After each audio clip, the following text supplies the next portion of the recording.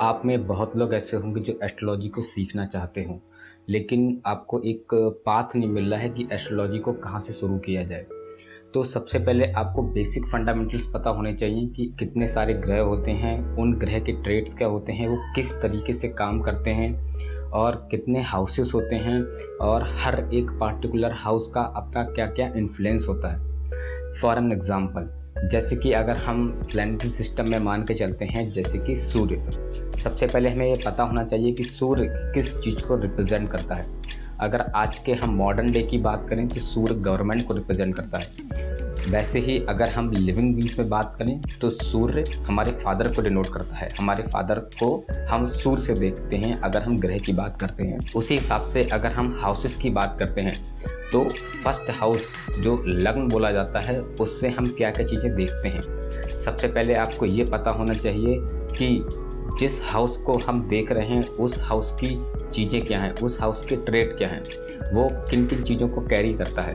अब यहाँ पे एग्जांपल लेते हैं हम फर्स्ट हाउस का। अगर हमें किसी का देखना है कि फर्स्ट हाउस कैसा है, क्या क्या कंडीशन है और किस तरीके से पर्सन रिएक्ट करेगा, और अगर उसमें कोई प्लेनेट बैठा है, तो सबसे पहले फर्स्ट हाउस है उसकी चीज़ें हैं। जैसे कि फर्स्ट हाउस हमारी ओवरऑल बॉडी को रिप्रेजेंट करता है, उसके साथ ये आपकी पर्सनालिटी को रिप्रेजेंट करता है। और हम फर्स्ट हाउस से देखते हैं जो पर्सन है वो किन चीज़ों में इन्वॉल्व ज़्यादा रहेगा।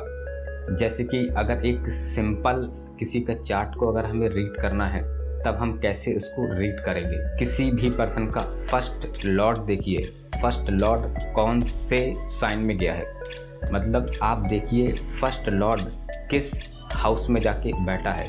सपोज किसी का भी फर्स्ट लॉर्ड सेकंड हाउस में बैठा है, तब ये क्या बता रहा है कि फर्स्ट हाउस की जो चीज़ें हैं, जो फर्स्ट हाउस का ट्रेड है और उस पर्सन का जो इन्वॉल्वमेंट है वो सेकंड हाउस की चीज़ों से जुड़ा रहेगा।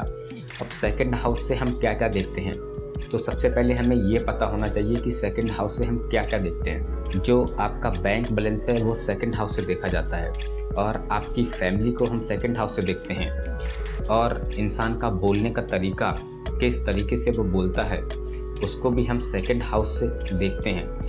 अब यहाँ पे प्रेडिक्शन किस हिसाब से निकलती है वो हम देखते हैं। फर्स्ट लॉर्ड सेकंड हाउस में बैठने का मतलब है कि ऐसा इंसान अपनी फैमिली को लेके, अपने पैसों के लेके और अपने वाणी को लेके बहुत ही ज़्यादा इन्वॉल्वमेंट लेगा। ये जीवन भर इन चीज़ों से घिरा रहेगा। अब हम बात करते हैं और कौन कौन सी चीज़ें हैं जो हमें एस्ट्रोलॉजी में पता होनी चाहिए, बेसिक फंडामेंटल्स। अब आपको देखना है नवग्रह हैं, 9th प्लैनेट में कौन से प्लैनेट किस प्लैनेट के फ्रेंडली जोन में हैं, और ऐसे कौन से प्लैनेट हैं जो उस प्लैनेट के एनिमी जोन में हैं।